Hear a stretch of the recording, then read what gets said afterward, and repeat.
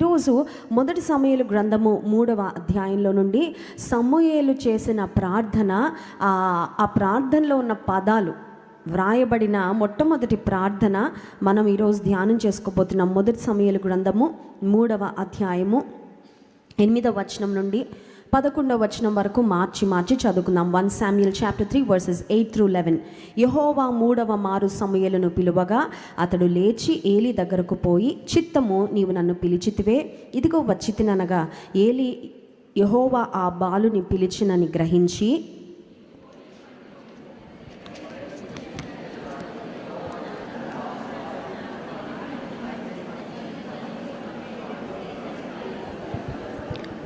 పదో వచనం, తరువాత యెహోవా ప్రత్యక్షమై నిలిచి ఆ రీతిగా సమూయేలు సమూయేలు అని పిలువగా, సమూయేలు నీ దాసుడు ఆలకించుచున్నాడు, ఆజ్ఞ ఇమ్మనెను.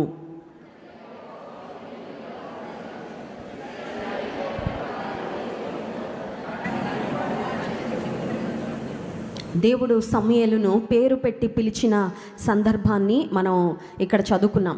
Does God know our name? Yes. దేవునికి మన పేరు తెలుసా? తెలుసు. ఇంటి పేరు తెలుసా? తెలుసు. మన చరిత్ర తెలుసా? తెలుసు. మన వర్తమానం తెలుసా? తెలుసు. మన భవిష్యత్తు తెలుసా? ఖచ్చితంగా తెలుసు. He knows everything about us, every detail inside and out. మన లోపలేంటి, మన బయట ఏంటి, అంతా, ఎవరు ముందుకెళ్తే మనం ఎలా ప్రవర్తిస్తాం, ఏ సందర్భంలో మనం ఎలాగా రియాక్ట్ అవుతాము, మన మనసులో నడిచే పరిగెట్టే తలంపులు ఏంటి, మనలో ఉన్న భయాలు ఏంటి, మనలో ఉన్న కలవరాలు అన్నీ తెలుసండి. God knows every detail about అస్.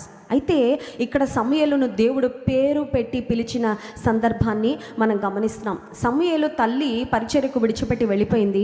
ఇప్పుడు సమూయేలును పిలిచేవారు అంటూ ఎవరైనా ఉన్నారంటే అది ఏలీ గారు మాత్రమే. దైవజనుడైన ఏలీ సమూయేలును పిలిచి ఏదో ఒక పని, చిన్న పని పెద్ద పని సమూయేలుకు అప్పగిస్తూ ఉండేవాడు. బైబిల్ చరిత్రకారుడైన జోసిఫస్ అనే బైబిల్ హిస్టారియన్, జూయిష్ హిస్టారియన్ చెప్పిన మాట ఏంటంటే, దేవుని స్వర ప్రత్యక్షత సమూయేలుకు వచ్చే సమయానికి సమూయేలు యొక్క వయసు దాదాపు 12 సంవత్సరాలని చరిత్ర గ్రంథాల్లో మనం గమనించగలం. సో అప్పటికి ఇంకా టీనేజ్లో కూడా ప్రవేశించలేదు. 13 ఇయర్స్ నుంచి టీనేజ్ అంటారు కదండి, కౌమార దశ అంటారు. అప్పటికి ఇంకా టీనేజ్లోకి ఎంటర్ అవ్వలేదు సమూయేలు. 12 ఏళ్ళు దాదాపు అతని వయసు అని బైబిల్ చరిత్రకారులు మరి వారి యొక్క అభిప్రాయము. అయితే సమూయేలుని ఎక్కువగా పిలిచేది ఎవరు అని ఆలోచన చేస్తే ఏలీ తాత. ఏలీ దైవజనునికి చాలా విధేయుడుగా, చాలా నమ్మకస్తుడుగా, చాలా మంచి సహకారిగా, he was a very great helper to the man of God Eli. దేవుని పనిలో పనిముట్టుగా వాడబడడానికి ముందు దైవజనునికి ఒక మాటలు చెప్పాలంటే ఒక రైట్ హ్యాండ్గా ఉన్నాడండి. ఎవరు? సమూయేలు. ఒక రైట్ హ్యాండ్గా దేవుని చేతిలో ఒక బలమైన సాధనంగా వాడబడడానికి ముందు దైవజనుడైన యాజకుడైన ఏలీకి ఒక అద్భుతమైన సహకారిగా మనకు కనబడతా ఉన్నాడు. దేవుని చేతిలో బలంగా వాడబడాలంటే దేవుని ప్రజలకు, దేవుని సేవకులకు సహకారులుగా ఉండడం చాలా ప్రాముఖ్యం. కొంతమంది అనుకుంటారు నాకు ఎవరితో పని లేదండి, డైరెక్ట్ కనెక్షన్. ఆఫ్ కోర్స్ దేవుడు డైరెక్ట్గా సూటిగా మనతో మాట్లాడేవాడు. అయితే మనం సంఘంలో దైవజనులతో కలిసి, దేవుడు సంఘానికి ఇచ్చిన దర్శనముతో, దైవజనులకు ఇచ్చిన దర్శనముతో ఏకీభవించి మనము కలిసి పనిచేసినప్పుడు దేవుని చేతిలో మనం ఎఫెక్టివ్గా తప్పకుండా వాడబడగలము.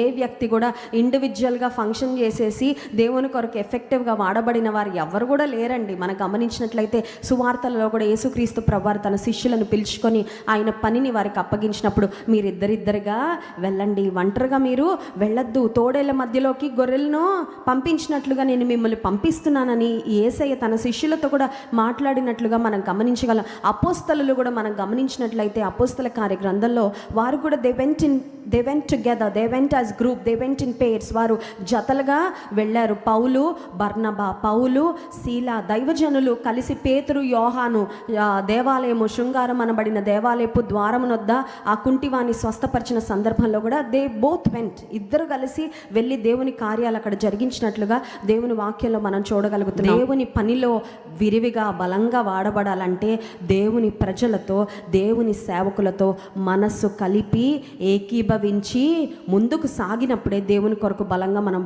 వాడబడగలము. ఇక్కడ సమూయేలుకి ఎక్కువగా అతని పేరు వినబడేదంటే ఏలీ తాత పిలవడమే. కాబట్టి ఫెమిలియారిటీ, పిలిచారు అనగానే ఏలీగారే పిలుస్తారు. అర్ధరాత్రి కూడా వృద్ధాప్యంలో ఉన్నారు కదా ఏలీ గారు, వెంటనే మంచం మీద నుండి లేవలేరు. వాటర్ కోసం పిలిచారో లేకపోతే ఏదన్నా సహాయం కొరకు పిలిచారో అని ఏలీ గారి వద్దకు సమూయేలు పరిగెత్తుకొని వెళ్ళినట్లుగా మనం చూసిన 3 సార్లు వెళ్ళాడు. 3వసారి ఏలీ సమూయేలుకు చెప్పిన మాట ఏలీ గ్రహించాడు ఏమనంటే దేవుడు పిలుస్తున్నాడు సమూయేలుని.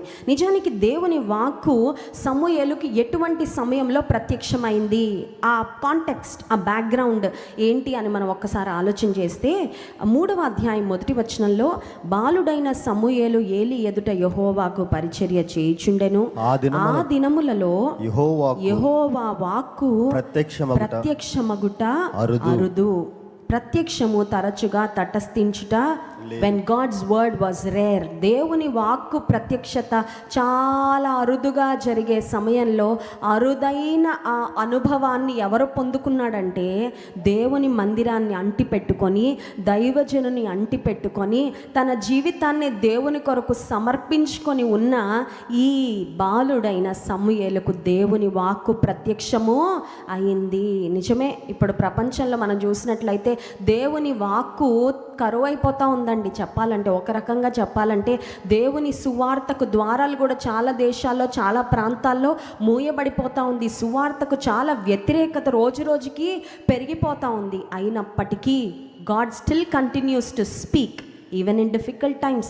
పరిస్థితులు క్లిష్టంగా మారిపోయినా, సువార్తకు ద్వారాలు మూయబడుతున్న ఆయా ప్రాంతాల్లో, ఆయా దేశాల్లో దేవుడు మాట్లాడుతూనే ఉంటాడు. ఆయన ప్రజలతో మాట్లాడుతూ ఉంటాడు. ఆయన మాటను పొందుకోవడానికి సిద్ధంగా ఉన్న వారితో దేవుడు ఖచ్చితంగా మాట్లాడతాడు. సో దేవుడు సమూయేలుతో మాట్లాడిన ఆ సందర్భం ఏంటి అంటే, మొదటగా దేవుని వాక్యము అరుదుగా ప్రత్యక్షమయ్యే ఆ దినాల్లో. రెండవదిగా మనం చూసినట్లయితే 2వ వచనం, ఆ కాలమందు ఏలీ కన్నులు మంద దృష్టి గలవైనందున అతడు చూడలేక తన స్థలమందు పండుకొని ఉండగాను. నాయకత్వంలో ఉన్న ఏలీ, యాజకుడైన ఏలీకి మంద దృష్టి వచ్చేసిందంట. ఆఫ్ కోర్స్ వయసు పైబడడం వల్ల క్యాటరాక్ట్ వస్తుంది కదండి. ఈ రోజుల్లో అంటే క్యాటరాక్ట్కి ఆపరేషన్స్ 40 కాదు కానీ ప్రాబబ్లీ 40 సంవత్సరాలకు కూడా నేను విన్నాను ఈ మధ్య క్యాటరాక్ట్ ఆపరేషన్ అండి. బహుశా ఆహార పరిస్థితుల వల్ల కావచ్చు, పొల్యూషన్ వల్ల కావచ్చు, వాట్ ఎవర్ ఇట్ ఈస్, మనిషి యొక్క ఆరోగ్యము, లైఫ్ స్పాన్ రోజు రోజుకి తగ్గిపోతూ ఉంది ప్రపంచంలో. చాలా చిన్న వయసులోనే దృష్టి మాంద్యం వచ్చేసిందండి, కంటికి పొరలు వచ్చేసేయండి, క్యాటరాక్ట్ సర్జరీ చేయించుకుంటున్నామండి అనేవాళ్ళు ఉన్నారు. ఏలీ వృద్ధాప్యంలో ఉన్నాడు. అతని యొక్క భౌతిక నేత్రాలు, కన్నులు దృష్టి మాంద్యం వచ్చేసింది. అయితే ఏలీ కేవలం భౌతికంగానే కాదు దృష్టి మాంద్యాన్ని పొందుకుంది, స్పిరిచువల్గా కూడా ఒక రకమైన అంధత్వంలోకి వెళ్ళిపోయాడండి. ఎందుకంటే అప్పటి వరకు ఎఫెక్టివ్గా వాడబడ్డాడు యాజకుడు. కానీ తన కుమారుల విషయానికి వచ్చేసరికి, తన కుమారులైన హొఫ్నే, ఫీనెహాసులు దేవునికి విరుద్ధంగా అసహ్యమైన హేయ కార్యాలు దేవుని మందిరంలో జరిగిస్తూ ఉంటే వాటిని గద్దించలేక చూసి చూడనట్లుగా వ్యవహరించే ధోరణిలోకి తండ్రిగా ఏలీ వెళ్ళిపోయాడు. చాలాసార్లు మనలో ఉన్న లోపాలు మనకు కనబడవు, మన పిల్లల్లో ఉన్న లోపాలు మనకి కనబడవు. ఇది ఏలీ భక్తుని యొక్క జీవితము మనకు ఒక హెచ్చరిక అండి. ఎందుకంటే ఎదుటి వారిలో లోపాలు ఎంత జాగ్రత్తగా గమనిస్తామో, మనలో, మన బిడ్డలలో కూడా లోపాలు ఏవైనా ఉంటే వాటిని జాగ్రత్తగా చూసుకోవాలి. కప్పడం కాదు, సరి చేసుకోవాలి, సవరించుకోవాలి, క్షమాపణ అడగాలి. ప్రభువా, నీ ఎదుట మేము నిందారహితులంగా, నిర్దోషులంగా ఉంటే చాలయ్యా, మా గురి, మా గమ్యము అదే. చాలాసార్లు చూడండి, తల్లిదండ్రులుగా సమర్థించుకుంటూ ఉంటాం. మా వాడు అలా కాదండి, మా అమ్మాయి అలా కాదండి. ఎవరైనా మీ అమ్మాయిని పలానా వీధి చివరి చూసామండి, పలానా అబ్బాయి బైక్ మీద చూసామండి అనగానే వాళ్ళ మీద ఇక్కడ దాకా పెట్టేసుకుంటారు. వాళ్ళని ఇంకా ప్రధాన శత్రువులుగా చూస్తారు. మీరు దొరక్కపోతారా, మీ పిల్లల్లో మాకు దొరకవా అన్నట్లుగా. నిజానికి వారు ఎందుకు చెప్పారంటే, నువ్వు జాగ్రత్త పడి బాగు చేసుకుంటావని, నీ కూతురు బతుకును బాగు చేసుకుంటావని, నీ ఇంటి యొక్క పరువును నిలబెట్టుకుంటావని, అక్రమమైన జీవితంలోకి నీ బిడ్డలు వెళ్లకుండా ఆపుకుంటావని. కానీ ఏమవుతుందంటే, చెప్పిన వారు ఏమైపోతూ ఉంటారండి, పగబట్టేస్తారండి. పాము పగబట్టినట్టు పగబట్టేస్తారు. ఎవరైనా చెప్పారంటే వాళ్ళ మీద పగబట్టేస్తారు. కొన్ని రోజుల తర్వాత అమ్మాయి అదృశ్యం అయిపోద్ది. ఎక్కడికి వెళ్ళిందంటే వెళ్ళిపోయింది, ఎక్కడికో వెళ్ళిపోయింది.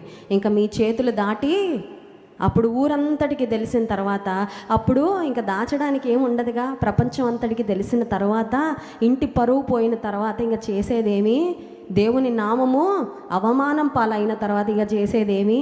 అయితే చాలాసార్లు ఏలి వలె మనం కూడా వ్యవహరిస్తూ ఉంటాం. మన పిల్లల గురించి పట్టించుకోం, జాగ్రత్తగా గమనించాం. దృష్టిమాంద్యం వచ్చిందంట ఏలీకి. నిజమే, భౌతికపరమైన నేత్రాలు దృష్టిమాంద్యం వచ్చింది. అట్ ద సేమ్ టైం ఆధ్యాత్మికంగా కూడా మందిరములో తన కుమారులు చేస్తున్న అఘాయిత్యాలను, అక్రమ కార్యాలను చూసి గద్దించలేని స్థితిలోకి ఏలి వెళ్ళిపోయాడు. ఇంకొక మాటలో చెప్పాలంటే he became an ineffective leader. చూడండి, ఒక వస్తువుని మాటి మాటికి వాడుతూ ఉంటే అది ఏమవుతుందంటే ముద్దుబారిపోద్ది. చూడండి, కిచెన్లో నైఫ్స్ ఉంటాయి కదా, మనకు తెలుసు విమెన్గా. కూరగాయలు కోసి ఏమవుతుందంటే అవి ముద్దుబారిపోతాయి, గట్టిగా కట్ అవ్వవు. అందుకని చేతిలో కూడా కొన్నిసార్లు ఆ కత్తి పట్టుకొని కూరగాయలు కోసుకుంటాం. మమ్మీ ఏంటి మమ్మీ నువ్వు చేతిలో పట్టుకుంటా కోసుకుంటుందని, అది బాగా ముద్దుబారిపోయిందమ్మా, నా చేయి దాకా దిగదని నాకు తెలుసు, ఆ కూరగాయ వరకే. ఇప్పుడు ఏం చేయాలి, ఆ నైఫ్ని ఏం చేయాలి? ఇంటి వెంట దారిన కొంతమంది సైకిల్ మీద ఒక మెషిన్ పట్టుకొని వస్తూ ఉంటారు, సానబెట్టేవాళ్ళు. వాళ్ళని ఆపుతాం, లేదంటే మార్కెట్కి పంపించి ఆ నైఫ్స్ అన్నీ ఒక బ్యాగ్లో వేసి కొంచెం వీటిని ఉల్లిపాయల నైఫ్, ఆ కూరగాయల నైఫ్ అన్నీ ఒకసారి కొంచెం షార్పెన్ చేయించుకొని, విశ్వాస జీవితంలో కూడా దేవుల్లో నేను సాగుతున్నా, ముందుకు వెళ్తున్నా, దేవుని కార్యాభివృద్ధిలో వాడబడుతున్నాను, ఐఎమ్ సర్వింగ్, నేను దేవుని పనిలో ఉపయోగపడుతున్నాను అనుకుంటానే కొన్నిసార్లు మొద్దుబారిపోతూ ఉంటామండి. అంటే వీ బికమ్ ఇన్ఎఫెక్టివ్. సామర్థ్యాన్ని కోల్పోతాం, శక్తిని కోల్పోతాం. అలాంటి సందర్భంలో ఏం చేయాలి? సానబెట్టడం అంటే ఏంటంటే దేవుని సన్నిధిలో ప్రార్థనలో మోకరించినప్పుడు ఆయనను పరిశుద్ధాత్మ మీ మీదకి వచ్చినప్పుడు మీరు శక్తి నొందుదురు. అపోస్తల కార్యగ్రంథం 1వ అధ్యాయం. స్తోత్రం చెప్దాం. హల్లెలూయా. ఉపవాస ప్రార్థన ఎందుకు? So that we can be effective. ఇంకా సామర్థ్యం కలిగి సేవ చేయాలి. పని చేస్తుందని కాదు. ఇంట్లో కొన్ని వస్తువులు ఉంటాయి, పని చేస్తున్నట్టే ఉంటాయి కానీ పెద్దగా బాగా పనిచేయవు. కొన్ని ఉంటాయి వస్తువులు చాలా ఎఫెక్టివ్గా 2 నిమిషాల్లో పని అయిపోతూ ఉంటుంది. ఇప్పుడు దేవుని కొరకు వాడబడడం అంటే ఏంటి? ఏదో వాడబడుతున్నా, ఏదో వెళ్తున్నానండి, ఏదో స్తుతిస్తున్నానండి, ఏదో ప్రార్థిస్తున్నానండి, ఏదో సేవ చేస్తున్నానండి, నన్ను అలా ఉండనివ్వండి కాదు. నువ్వు ఎఫెక్టివ్ అవ్వాలి. సమర్థవంతంగా ప్రభు కొరకు బ్రతకాలి, సమర్థవంతముగా దేవుని పని చేయాలి, సమర్థవంతంగా దేవుని కొరకు సాక్షార్థంగా నిలవాలి. అటువంటి వారి కొరకు చూస్తున్నాడు దేవుడు. స్తోత్రం చెప్దాం. హల్లెలూయా. ఏలీ దైవజని పరిస్థితి ఏంటంటే సమర్థవంతంగా లేడండి. ఒకప్పుడు ఉన్నారు దేవుని కొరకు, బట్ నాట్ ఎనీమోర్. సామర్థ్యాన్ని కోల్పోయిన స్థితిలో ఆయన ఉన్నాడు. He became an ineffective leader. అటువంటి సమయంలో డస్ గాడ్ స్టిల్ స్పీక్? కొన్నిసార్లు నాయకత్వంలో ఉన్నవారు సమర్థతను కోల్పోయినా దేవుని పని ఆగుతుందా? ఆగదు. ఒకరు తప్పిపోయినంత మాత్రాన, ఒకరు చెడిపోయినంత మాత్రాన దేవుడు పనులు ఆగుతాయా? ఆగవు. గాడిదనైనా వాడుకుంటాడు. స్తోత్రం చెప్దాం. హల్లెలూయా. ఎలాంటి వారినైనా వాడుకుంటాడు. ఆయన పని ఆగదు కదా, ఆయన రాజ్య వ్యాప్తి ఆగదు కదా, ఆయన కార్యాలు ఆగవు కదా, ఆయన ప్రేమ ఆగదు కదా. ఏమన్నా కొన్ని పరిస్థితులు మారొచ్చేమో కానీ but God's love remains the same, God's faithfulness remains the same. ఇప్పుడు ఏలీ దగ్గరకు సమూయేలు అనే స్వరము వినపడగానే సమూయేలు పరుగెత్తుకొని వెళ్ళగానే Eli was very beautifully guiding Samuel to respond to God's voice. Eli చూడండి, మనం గమనిస్తే సమూయేలును గైడ్ చేస్తున్నాడు. ఏ విషయంలో గైడ్ చేస్తున్నాడంటే, ఇది దేవుని స్వరం అయ్యా, నేను కాదు నిన్ను పిలుస్తుంది, ఈసారి దేవుడు నిన్ను మళ్ళీ పిలిస్తే నువ్వు ఇలా స్పందించు. చక్కని యాజకుడు అండి. నిజమే, కుమారుల విషయంలో తప్పిపోయాడేమో కానీ సమూయేలును చాలా చక్కగా గైడ్ చేస్తున్నాడు. ఎందుకంటే ఆయనకున్న ఆత్మీయ అనుభవము అలాంటిది. ఎన్నో సంవత్సరాలు, ఎన్నో ఏండ్లు వృద్ధాప్యం వరకు దేవుని మందిరంలో పరిచర్య చేశాడు కదా దైవజనుడు. ఇప్పుడు గైడ్ చేస్తున్నాడు. ఏమని గైడ్ చేస్తున్నాడంటే 9వ వచనం, 1 సమూయేలు గ్రంథం 3వ అధ్యాయం 9వ వచనం. నీవు పోయి పండుకోము, ఎవరైనా నిన్ను పిలిచిన ఎడల యెహోవా నీ దాసుడు ఆలకించుచున్నాడు, ఆజ్ఞ ఇమ్మని చెప్పుమని సమూయేలుతో అనగా సమూయేలు పోయి తన స్థలమందు పండుకొనెను. ఏలీ సమూయేలుకి ఏం నేర్పిస్తున్నాడంటే, he was teaching Samuel to respond to God's voice in a beautiful way. సమూయేలు చేసిన ప్రార్థన ఒక్క లైనేనండి. సమూయేలు యొక్క రెస్పాన్స్ కదా. సమూయేలు అని 4 సార్లు పిలిచాడు దేవుడు.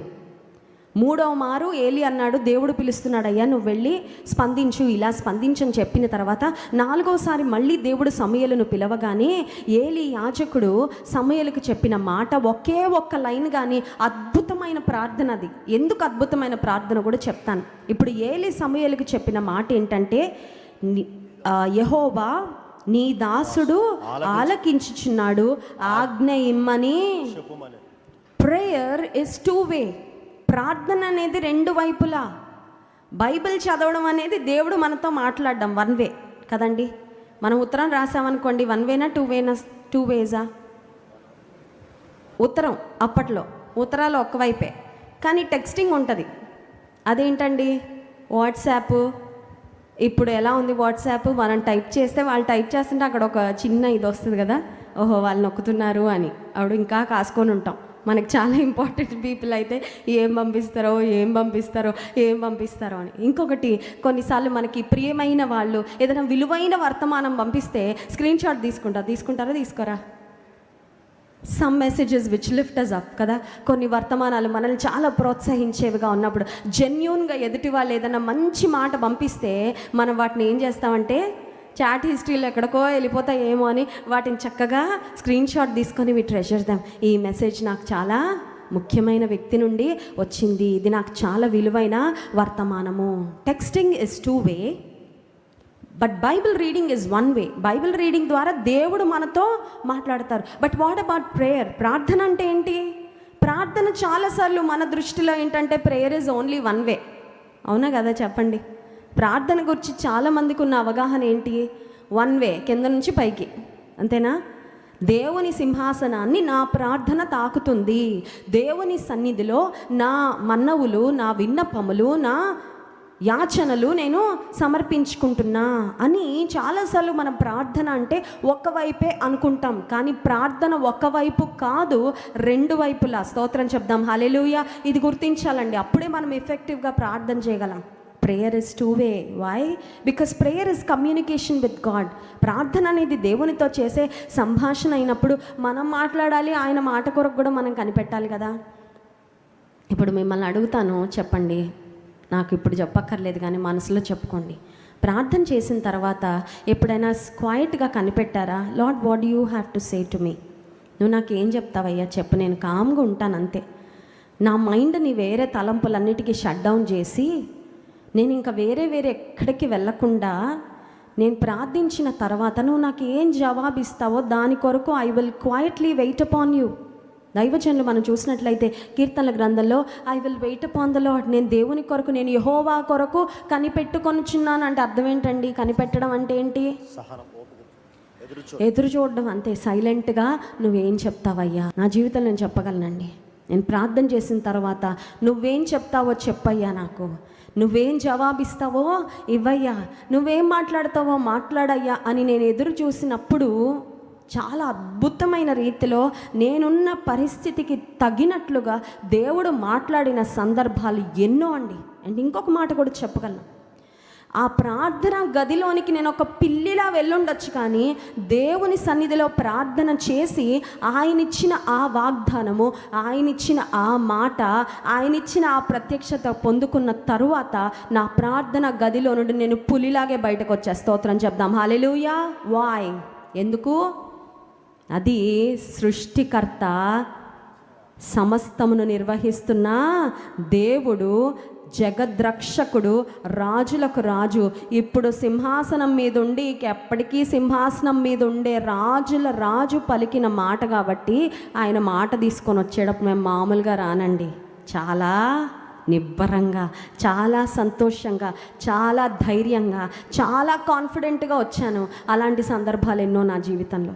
ఎందుకు ఈ మాట చెప్తున్నానంటే, ఏలీ యాజకుడు సమూయేలుకు నేర్పిస్తున్నాడు, Samuel, this is how you need to respond to God's voice. Next time you hear your name, నీ పేరు మళ్ళీ పిలవడం, దేవుడు పిలవగానే ఇలా రెస్పాండ్ అవ్వయ్యా. యెహోవా నీ దాసుడు ఆలకించుచున్నాడు, ఆజ్ఞ ఇమ్ము. ప్రార్థన అంటే prayer is not just expecting God to be available to hear to us. ప్రార్థన అంటే ఎప్పుడు దేవుడు నా కోసం రెడీగా చెవు అలాగా చెవియొగ్గి వింటూ రెడీగా నా అప్లికేషన్ తీసుకోవడానికి ఉండడమే అని ఎక్స్పెక్ట్ చేయడమే కాదు, కానీ ప్రార్థన అంటే making our self available to be able to receive what God has to say. ప్రార్థన అంటే ఏంటి? నువ్వేం చెప్తావో అది వినడానికి, అది చేయడానికి, ఇదిగో నేను సంసిద్ధంగా ఉన్నాను ప్రభు అని చెప్పడము ప్రార్థన. స్తోత్రం చెప్దాం. హల్లెలూయా. ప్రార్థన దేవుడు విశ్వాసికి ఇచ్చిన ఒక శ్రేష్టమైన ఆయుధం అండి. కరెక్టే. ప్రార్థన చేసేటప్పుడు అనాలోచితంగా చేయడానికి వీలు లేదు. వెయిన్ రెపిటీషన్స్, వ్యర్థంగా మాటలను మళ్ళీ మళ్ళీ మళ్ళీ మళ్ళీ మళ్ళీ మళ్ళీ రిపీట్ చేస్తూ నాకేం గుర్తురావట్లేదు ఏం చేయాలి అందుకని నాయన తండ్రి తండ్రి అనడం కాదు. Being very very intentional, being very focused, చాలా ధ్యానము ప్రభు మీద పెట్టి నువ్వేం చెప్తావయ్యా, నువ్వేం చెప్తావో నేను వినడానికి సిద్ధంగా ఉన్నా, నువ్వేం చెప్తావో ఆ ఆజ్ఞను శిరసావహించడానికి సిద్ధంగా ఉన్నానని దేవునితో చెప్పడమే ప్రార్థన. స్తోత్రం చెప్దాం. హల్లెలూయా.